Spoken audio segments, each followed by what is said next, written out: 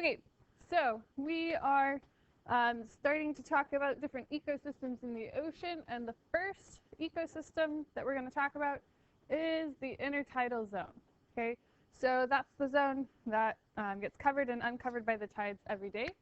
Okay, and this is a little bit of a poem or something like that from Rogers and Hammerstein, talking about going to the tide pools.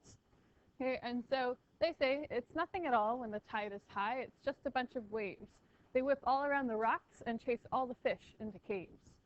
But if you get there when the tide is low and the pool is clear and clean, you can see to the bottom the blank collection of creeps you ever seen. Okay, so talking about tide pools and going to the intertidal zone, which is one of our first ecosystems we will be talking about. So this cycle we'll be talking about two types of ecosystems. We'll be talking about the intertidal zone, and then we'll also be talking about estuaries. Okay, where land meets the ocean, that is called the intertidal zone. Where you have fresh water, like rivers and streams and stuff running into the water, that is called an estuary. So where the river meets the sea, that's an estuary.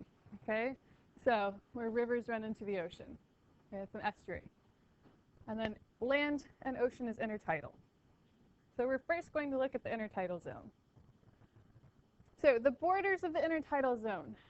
The upper border of the intertidal zone is the part of the land that is covered by the highest of the high tides.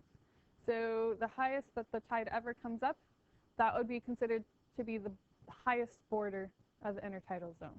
The lower border is what's exposed to the air on the lowest low tide. Okay? And so in between there, that would be the intertidal zone. One of the main characteristics of this ecosystem is that it gets exposed to the air on a regular basis, right? So if you remember from first semester, what are the three tidal patterns that you can be found worldwide? Okay, you have neap and spring tides, but those are related to like the pull of the moon and stuff like that. But what are the actual like tidal patterns? Like remember like the waves and stuff? Diurnal, semi-diurnal, and mixed semi-diurnal. Okay, good. Diurnal, how many highs and lows does it have every 24 hours? Diurnal, one high and one low every 24 hours, right? How about semi-diurnal, how many? Two, right? And are they equal or unequal? Equal, good. So two highs, two lows. And then mixed semi-diurnal? Two, and they're unequal heights. So depending on where the land is on Earth, okay, this intertidal zone will either be exposed to the air one time a day, right, and then covered, okay, or it'll be exposed to the air twice a day, okay, and the same amount of the beach will be exposed, or it'll be exposed twice a day, but different amounts of the beach will be exposed. Does that make sense? Okay, so based on the tidal patterns, it'll determine how much air exposure that beach actually gets. Yeah? Okay. So this is Cabrillo National Monument in San Diego, and so you can see this is high tide, right? So here's the water covering that area, and then low tide, and so you can see what gets exposed during low tide. Okay? So this air exposure is actually one of the, well, is the main intertidal stressor. So what does that mean? That means that it causes hardship for animals that live in the intertidal zone. So we are talking about marine animals because we're talking about marine biology, and typically marine animals live in the water. So if marine animals get exposed to the air, it's going to be very stressful for them. So animals that live here have to be able to deal with a bunch of different things that animals that live perpetually in the ocean don't have to deal with. For example, when they get exposed to the air, they have to be able to deal with way more temperature changes than an animal that lives in the water does. Why? Well, you remember last semester when we talked about the specific heat of water, right? And like how water has a high specific heat. Do you remember that? What does that mean? Water has a high specific heat. Okay, can tolerate high heats. Good. So yeah, exactly. So it'll take lots of energy to change the temperature of the water, right? So water pretty much has a fairly constant water temperature. Air does not have a high specific heat, okay? And so during the day, you know, it could be 90 degrees outside at the beach, and then at night it could be 50 or lower. Just depends, okay? So if you're an animal that's living in the intertidal zone and it's low tide during the day, you could be exposed to 90-degree heat. But if it's at night and it's low tide, you could be exposed to 50 degrees, okay? So there's a wide variety of temperatures that these animals have to be able to deal with. And they've got all sorts of adaptations that allow for them to deal with these wide-ranging temperatures. And also, once they get back covered with water, then they'll be whatever temperature the water is, too, right? So, I mean, the temperature can fluctuate a lot in 24 hours for these animals. Also, salinity changes and tide pools. So, when the water goes out, some of the water gets caught in rocks, and you have animals that will live in these tide pools. And you remember, again, last semester, this was like first semester review. Okay, you remember last semester, if you have like a tide pool and it's sunny outside, what happens to the water in the tide pool? It becomes more salty, right? So what happens to the animals that are in there? Hypertonic. Yeah, it's hypertonic to the animals, so the water goes out of the animal's cells, right? What happens if it's a rainy day? Less salty. So it's hypotonic, so the water tends to go into the animal's cells, right? So animals that live in these tide pools have to be able to deal with these salinity changes as well, okay? Whereas if they're constantly in the ocean, that doesn't happen, right? So salinity changes poses a problem. Drying out, okay, aka desiccation. You will hear this term, desiccation, for the rest of the semester. Please know what it means. If you ask me on your test, oh, what does desiccation mean? I'll be like, I can't tell you. You should know that. Okay, so desiccation means drying out. Okay, so animals that live in the intertidal zone used to be covered in water. Now they're exposed to the air. They're going to dry out. Okay, and that can cause lots of problems. And they actually have lots of methods and adaptations to try and hold on to water and keep themselves from drying out. They're also exposed to predation when the tide is out, because when the tide is out, animals from land can walk out into the intertidal zone and eat the animals that are there. And then when the tide comes in, animals from the ocean can come in and eat from the intertidal zone. So they kind of get a double whammy of predation, right? So it's a hard place to live if you're a marine animal. Waves also cause problems for animals. You remember last semester when we talked about waves?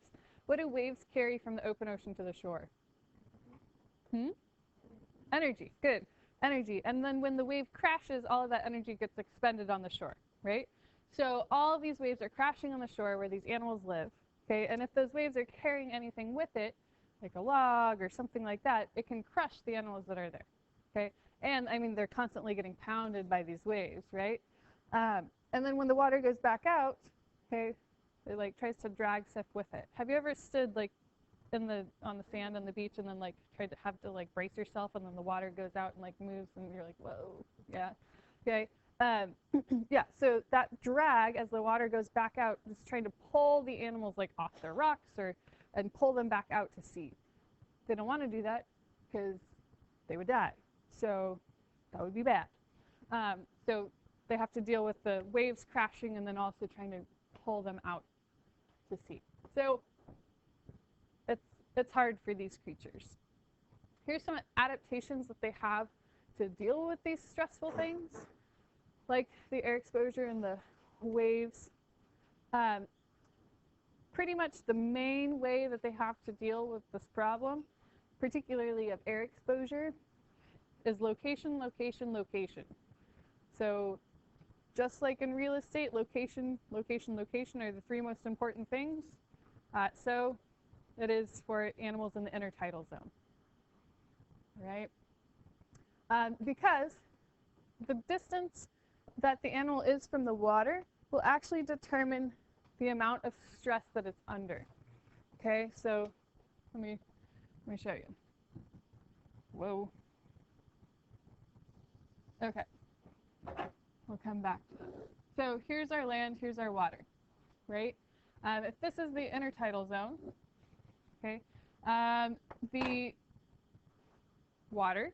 Okay, when the tide is high, okay, when the tide comes in, this upper part of the intertidal up here is the last part that gets covered, right, by the tide.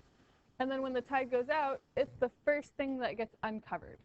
Okay, so animals that live up here are going to be exposed to more air for longer than animals that live down here. Does that make sense? Okay, so the location of those animals in the intertidal zone is very, very important. If they grow or start attached too far up in the intertidal zone, then they die because they can't survive that amount of air exposure. Okay, so location, location, location.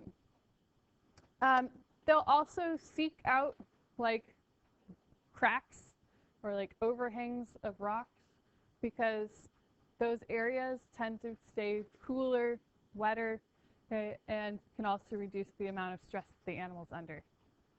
So they'll look for any little caves, overhangs, cracks. That's why when you go to the tide pools, if you see like a rock or something that's small enough for you to like turn over, if you turn it over, you'll probably find some animals underneath there, right? So that also means that once you look at the cool animals, you turn the rock back over because that's where they need to be to survive low tide, okay? But these areas will help to reduce stress. Also, a lot of animals, you'll find them under algae. So they'll go under like the seagrass or the algae to try and protect themselves from the heat from the sun and stuff like that. Another thing that they have to try and do is keep cool. So when they're exposed to the sun, and they've got several ways to do that. One of the ways that they'll do that is try and like store water in their bodies, because again, water has a high specific heat, so it'll help to, keep their body temperature cooler. That's why like you'll see like anemones at the shore, they kind of like curl in on themselves during low tide, right? And if you poke them, they squirt water. Okay, what they're doing is they're curling in on themselves so that they can keep water inside their bodies to try and stay cool and moist during low tide. They also attach like the bits of shells and stuff on their outside to try and like reflect some of that heat away. So when you squish them, it's fun to like squish them and see them squirt water, but it's actually like life-threatening for that anemone. Okay, because if they can't maintain that certain temperature and that certain amount of water in their bodies, they die. So it's fun to squish anemones, but don't do it. Okay. They also try and reflect light. So you have like limpets and snails and stuff that in the tropics will be like have like white shells. Okay. Whereas the same kind of limpet in Maine has like a dark shell. Okay. Because in the tropics, white helps to reflect light and to keep you cooler. Up in Maine, it gets pretty cold, right? And so the dark shell helps to absorb heat. Okay. Does that make sense? Okay. For wave issues, they'll try and like have a strong anchor, so you'll see like mussels have these byssal threads that like hold onto the rocks for them. Mollusks and stuff that live in areas where there's lots of wave action, they actually have bigger feet, okay, than other mollusks, same mollusks in a low wave area, because that big foot helps them to suction onto the rocks and hold on better. And if it's an algae, they'll have a big strong hold fast. Okay. And then they also try and have like a lower profile, so they'll be like closer to the rock to try and reduce drag. Make sense? Okay.